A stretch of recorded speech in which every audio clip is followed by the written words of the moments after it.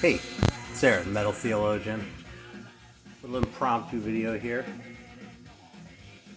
So yeah, we are listening to Midnite Hellion. I actually just saw these guys the other night. Got this record at the show, and they're actually from New Jersey, so not local like when I like to hype bands from the South and that. But really a good band. It's the second time I saw them. They put on a great show, man. Lots of energy, just really rocking. Three-piece band too. You know, it's harder to pull it off when you have more people on stage. In fact, I got a couple. I grabbed this one, which is with the current lineup. I got this 45 too, which is from an earlier lineup of theirs, but they were a 5-piece. And you can really kind of hear the difference in the sound. You know, it's a fatter sound on this one and a little bit more, it just sounds thicker, you know what I mean? It sounds like there are more instruments playing at a time. But the LP sounds like a more mature band, you know, that's that one in this one. And yeah, it's just really good stuff, man. It's the second time I saw them, actually. The first time was with Anvil up in Greenville, where I got this shirt, actually. This time I wasn't with my kids, so I paid a little bit more attention. You know, it was a little bit of a... It's kind of one of those things, the first show I went to with my younger kid, and it was kind of a big deal, so... I didn't quite get as much out of Midnite Hellion the first time as maybe I ought to, if you know what I'm saying, you know? Yeah, but a really good band. I mean, this is just my kind of shit too, man. It's like, it's not too slow, but it's not just like total balls out thrash all the time either, you know what I mean? It's delivered confidently, but it's not necessarily over the top, you know? And actually, you know what I've sort of been comparing this to in my head a little bit is this record, which I got recently. Yeah, I have woefully little Hellstar. The only one that's really survived over the years is the first one I kept. I actually got when I was living in Austin at a local shop there, so there you go. Texas band in Texas, right? I had the second one at one point too, and I kind of wanted to give them another chance, like sort of revisit them, because they're one of those bands that never really stuck with me. And this came out actually on Brutal Planet. It's one of these limited run vinyl ones. I think they did a really nice job with this band. The colored vinyl is great. I kind of love the cover, you know. It's the original cover design. I think there might have been a couple different covers on this one. I know there were for the first one, but in any case. And this is a really good record too. But it's really good in a way that feels kind of ordinary. You know what I'm saying? Like this band, you listen to them and they're entertaining and they do everything right. And they're probably fantastic live, you know? But it just kind of feels like one of, you know, many bands from this era that kind of got a little bit samey, you know what I mean? And I don't know, you know, sometimes I can, when I'm in the right mood, you've been watching this channel, you know, I can pull some fucking piece of shit off the shelf and just like enjoy it and go, oh, this is the greatest thing ever, even though it's totally not, you know? This is probably better than a lot of those records, but somehow I just didn't feel like it had a ton of personality, you know? That's really what it boils down to, I think. Even though the singer has a really distinctive sound. Anyway, I mean, the point is really that Midnite Hellion, by contrast, I think is just brimming over with personality. And again, I think part of it might be that they're a 3-piece now. You know, it sort of forces a little bit more sort of, I don't know. One thing I found myself really digging a lot during the show with the bass parts, actually, so that might be part of it too, is that sort of comes through more when you're just a 3-piece as opposed to the second guitar and all that stuff.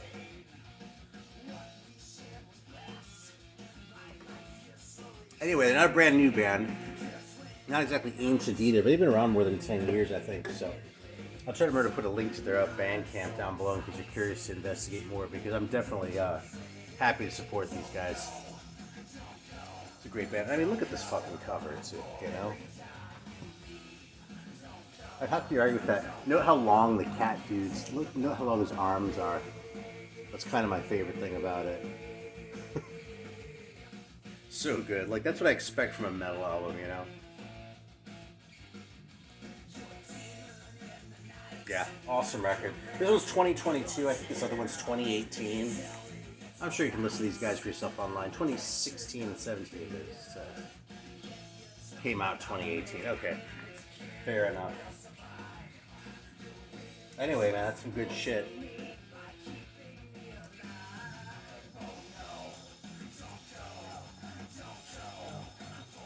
Yeah, so I've kind of been back on the metal a little bit. But it's funny, I've been a little bit back and forth, you know what I mean? Which is something I rarely do. I've been listening to some metal and probably about half rap still, but I put all that shit away because I've said everything I have to say about it for now. And a little bit of reggae too, actually. At first, this fucking classic right here, man.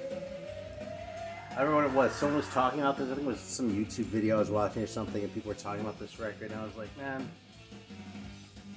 I feel like that record isn't really as good as I remember it being. Because there are a few parts of this that I'm not really crazy about. The, like the opening riff of Live Undead, I think it's Live Undead, it's always sounded a little bit weak to me, and I was like, yeah, there are a couple spots like that on the record that I don't really love, you know? But I listened to it again the other day, and it's like, first of all, I still like crazy about that, like that opening to that song, but the fucking song is fantastic once it starts going, no complaints. And then everything, and then there were no other parts like that. I was like waiting, I was like, what were the other lame parts in this that kind of stuck in my craw a little bit listening to that? And I couldn't find it. The closest thing would have been the Judas Priest cover, you know, Dissident Aggressor, but you know, they did about as... If the point of a cover like that is to sort of take a great song and make it your own, I think Slayer accomplished that. I don't know if Slayer necessarily needed to do a Priest cover, but, you know, if they were going to do it, they sure as hell didn't make asses out of themselves with this. So yeah, I gotta say, man, this fucking record still holds up, you know? It's funny in retrospect, when this thing came out, like, people were pissed, like, oh, they're trying to be Metallica now or something like that.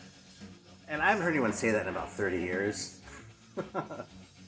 That seems kind of ridiculous in retrospect, but that was definitely part of how this record was received at the time. And in fairness, they were just they were right on the heels of Rain in Blood, you know?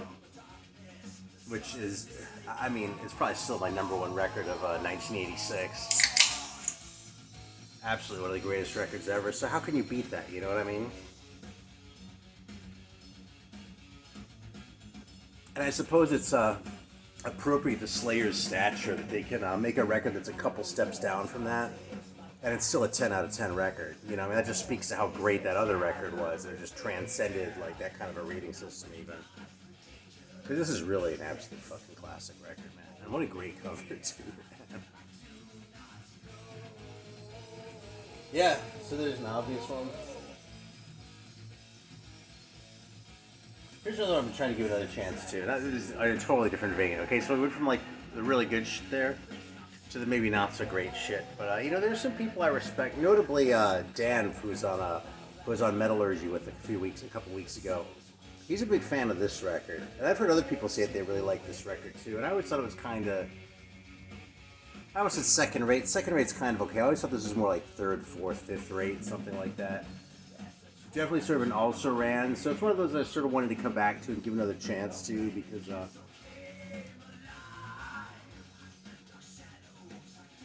I don't know. There's something about this thing that just seems so inferior. Like the shitty cover art, I can totally handle. But EXE feels like a lazy band name, and Stricken by Might is kind of a lazy title, you know. The graphic design is kind of shitty on the back, I think. So I'm trying to put all that shit aside to sort of reacquaint myself with this record. And it's really not that bad. I mean, I hate to say it, but I think I had more fun listening to this record than I did that Hellstar record last time I pulled it out. Because, like, by any reasonable metric, the Hellstar record is much better, you know? This one's kind of fun, you know? I'm still not won over on this one, but I'm working on it, you know?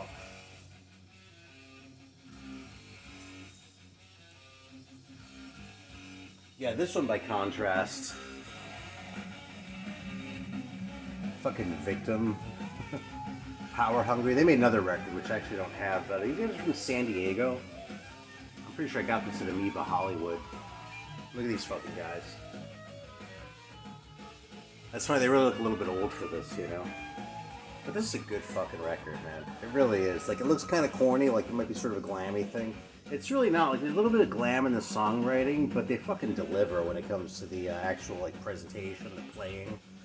And, yeah, it's just a really good record, man. It's a fucking fun record.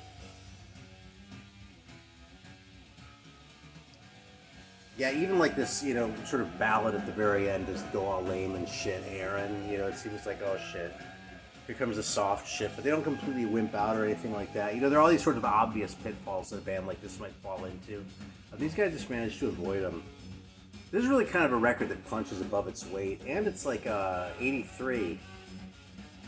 It says the songs are 83, the record's 84, it looks like. But that's relatively early for, you know, one of these, not necessarily for a private press one, but for records that look like, I mean, this kind of looks like it might have come a little bit later in the game, you know what I'm saying? Like a little bit, might have been sort of a little metal malaise, a little thrown together. It's totally not, you know, so don't let that cover fool you. Or the fact that the guitar that he's biting doesn't have any strings, don't let that fool you either. Because it's really good, man. If you come across that Victim record, don't snooze on it. Let me hype another one here too before I forget real quick. Because I finally got my copy of this. Yeah, here we go, man. Eventually I saw Midnite Hellion. I saw him with Interceptor, and the LP's finally out. So if you're interested, I don't think it costs a whole lot more than the 45 did. So, and I'll tell you, man, I always kind of hate comparing these guys to Venom because they have such a Venom sound. It's almost too easy. It's such a specific sound. I feel like I'm putting them in a smaller box than they deserve. You know what I mean? But that said, no bullshit. I think I like this record better than anything Venom did after Black Metal. I mean, honestly, this thing doesn't go all sort of weird and lose its way the way At War with Satan, let alone Possessed did, you know? I can't say I've ever given Calm Before the Storm much of a chance, but, you know, that was sort of a sellout record when it came out, you know? And, yeah, I mean, Venom is still Venom. You can always enjoy it. I mean, there's no bad Venom record, you know?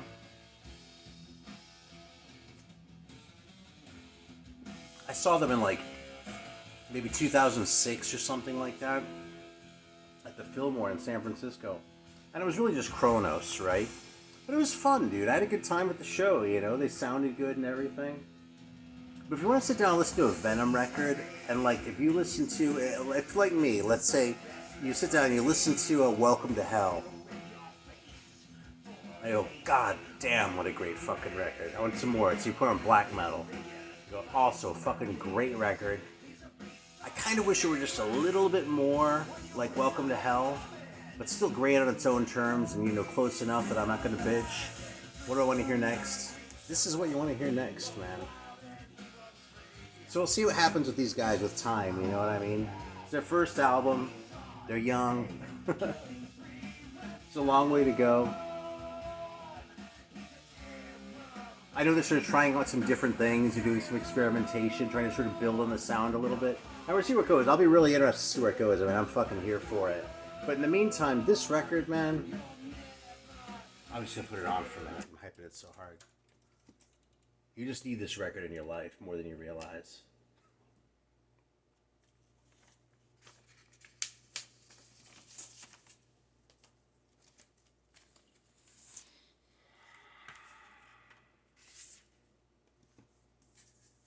It even came sealed. Look at that. It's on a Blitz Hammer Records. Looks like a private press to me. Especially that catalog number, right?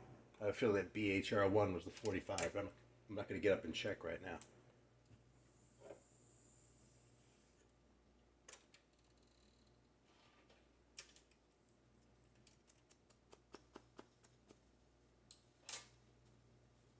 Shit, the fucking thing didn't hit the groove right. There we go.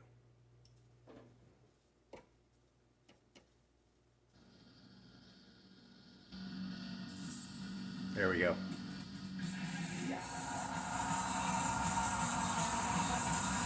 I've turned it up because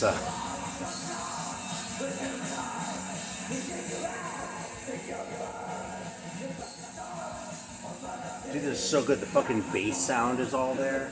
Just the right amount, right level of distortion in the bass.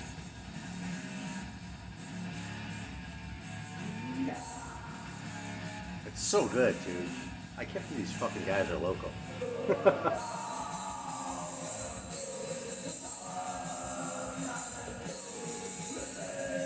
Yeah, don't snooze on Interceptor, man.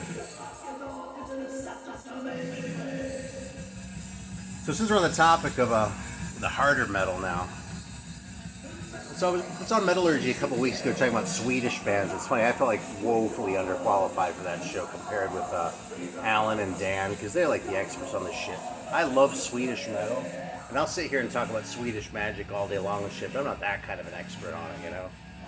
But there were a couple things that came out of that where I was like, okay, there's some shit I gotta check out. And this was the first one, because I've never owned this record before. Fucking Hammerheart by Bathory.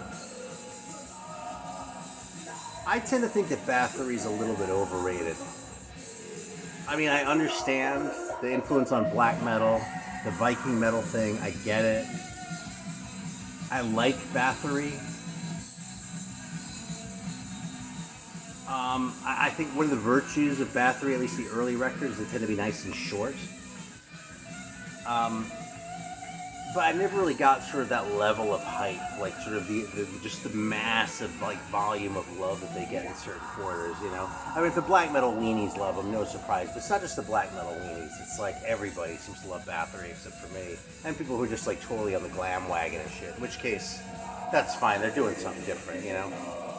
Anyway, I had never owned this record before. I'm not sure I even listened to it before. So I figured I'm going to go ahead and give Hammerheart a chance and see if like... You know, I love my epic metal, right? I talk about that a lot. So let's see if Viking metal is the same thing, because again, that's another one of those designations where I'm not really convinced it means anything at all, right? Except that it was different from the shit he was doing earlier, right? And I need to spend a little more time with this thing. I'd say I think it's a very good record. I would much rather listen to In the Sign of the Hammer or Hail to England by Manowar, or pretty much any early Manila Road album. And maybe my expectations aren't in the right place, you know? Maybe I'm expecting something a little bit more sort of progressive and epic in that sense than epic as far as just like sort of big and grandiose, but like with more sound effects and shit like that. I don't know. I'm not shitting on this record. I just, I still think Bathory's kind of overrated. So we'll see.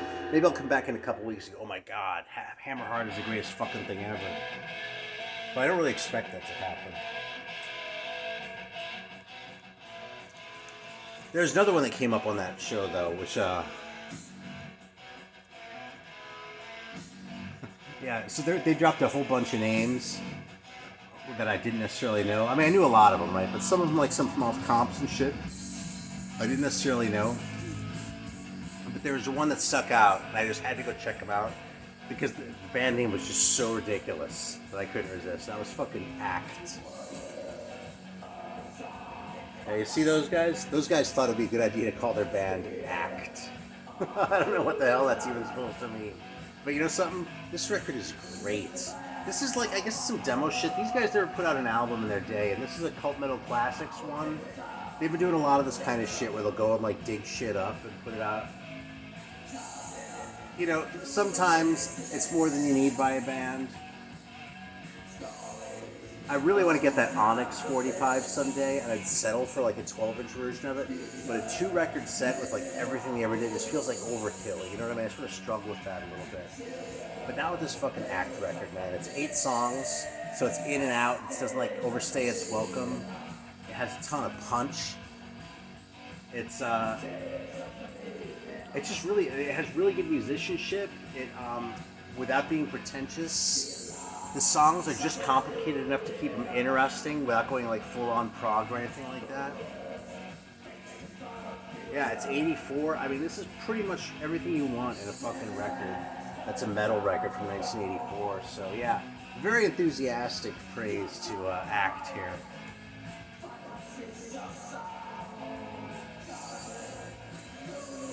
So, I'm trying to think, should I show some reggae or should I show something else?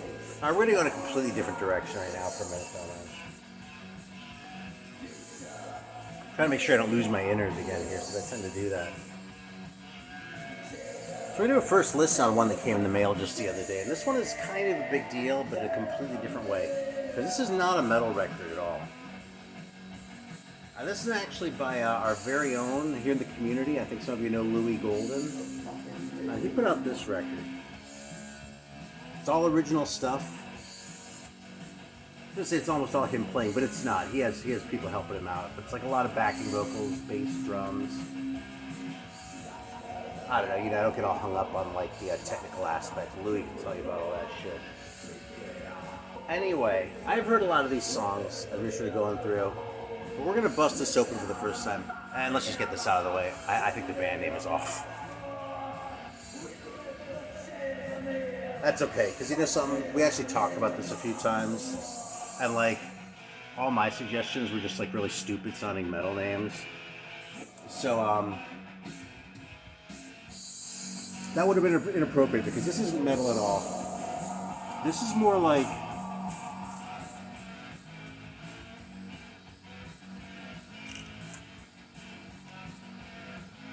It's just, mostly it's just really good songs. God, Interceptor is so fucking good.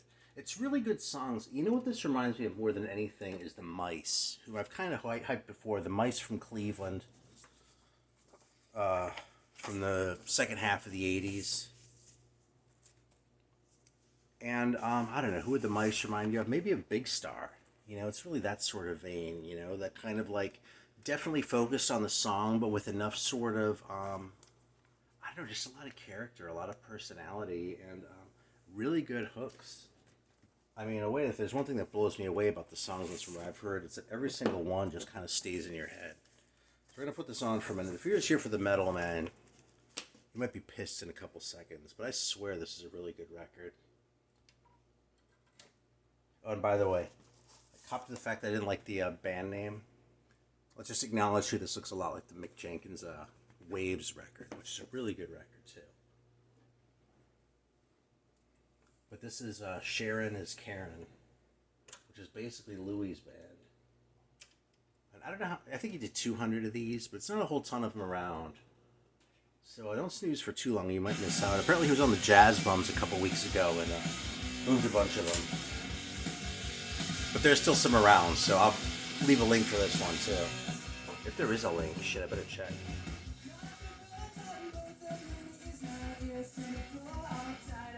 It's kind of a power pop thing, right? But one thing about a lot of power pop, that, at least to my ears, it tends not to have a whole ton of power. And this isn't a metal record, right? But it does have that punchy sound. I mean, the production's really good on this, isn't it? It doesn't sound overproduced or slick, it's just right.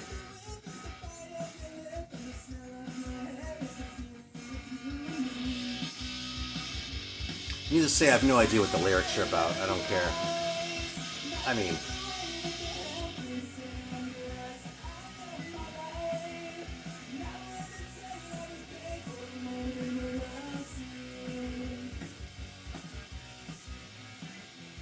yeah.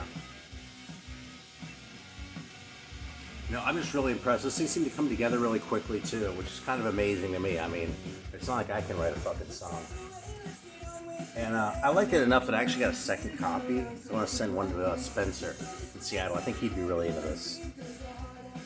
You know, he's in his early 20s, you know. When I was in my early 20s, that was when I was most into shit like this, you know.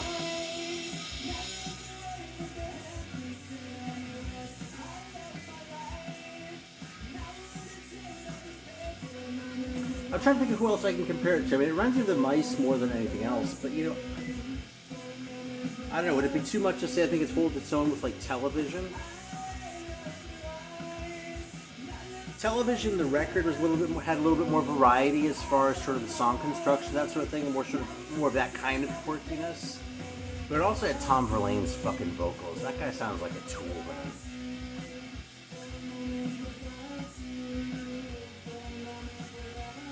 So it's sort of like you win some, you lose some.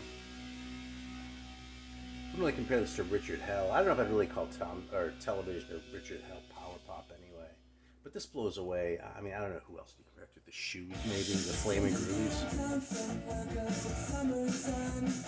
Yeah, I think this is awesome, man. So I let this run for a couple minutes. Maybe I will show a couple of these reggae records, man.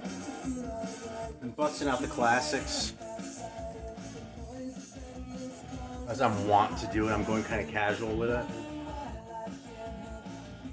Fucking Lee Perry, man, this record is so good. What a great cover, too.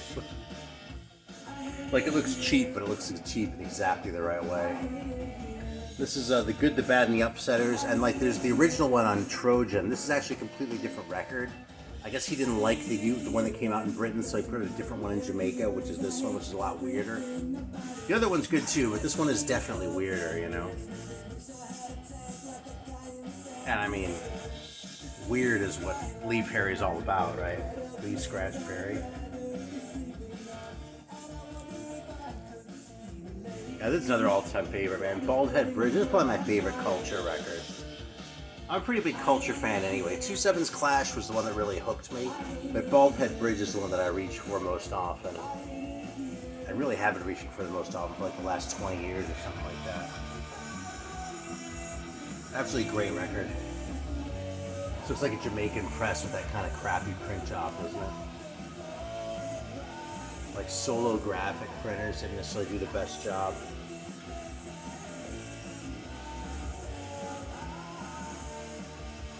Anyway, awesome record. Great, like classic roots reggae. And there's another one too gets a lot of acclaim, but I didn't really love it because on account of the falsetto vocals until I finally got used to that, and finally also came to love "Heart of the Congos" by the Congos. Yeah, this is a fantastic record too. It has a real sort of quirky Lee Scratch Perry production on it too. But mostly as far as the coloring and that sort of thing. And it's funny because the coloring of this is really dark, but the falsettos, like, it's sort of counterintuitive that has such dark color because the falsettos tend to brighten it up, you know what I mean? As far as that kind of singing. Some really good hooks on this one too. So speaking of hooks, man, it's a great hook right there.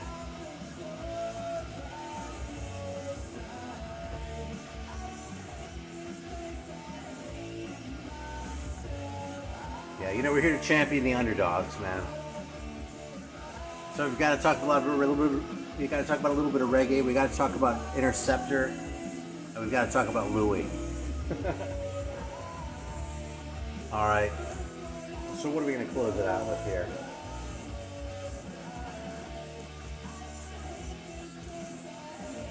Oh, what the hell? Here's another one that I haven't had all that long. We're going to fire this one up for a minute. Because I'll tell you, this fucking record, it's definitely, okay, it's back to the metal, first of all, okay? I'm kind of doing this on purpose. So that if you tuned out when I put on Louis' record, and you were just here for the metal, you missed one of the good ones. Because this record really is just so fucking good. But if you're going to look for shit that's, I don't know, man, what can I say? Like, this record does a lot of things that we didn't really like about metal in the 80s, like being really melodic and using keyboards and shit like that. But this thing does it so well. It's just absolutely mind-blowing, man. I really love this fucking record. This is a Swedish one, actually, too, I think. Yeah, it's on Sonnet. I'm pretty sure it's a Swedish label. All these fucking band photos.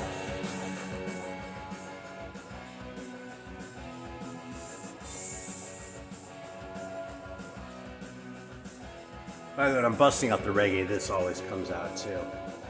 Fucking Yabby You. Can't live without it, man. Now, this is another one too where every time I pull it out, I have to play it a few times before I put it back.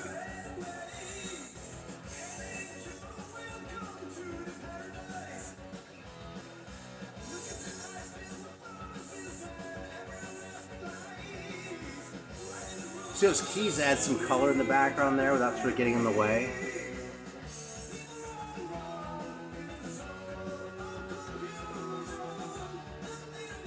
It chugs without necessarily being all that fast, but you know, it's quick. It's not boring, it's keeping your attention. But they've got the hooks in there too with the vocals.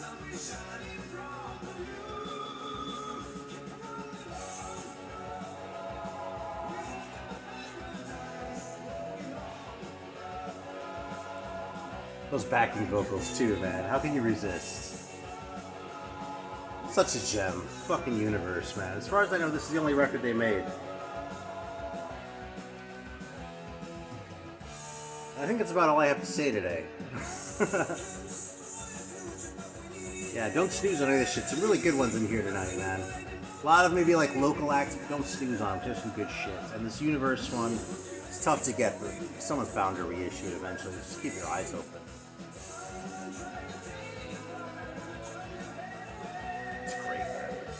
Alright, that's it. Thanks for watching. Always appreciate it. And I'll see you next time.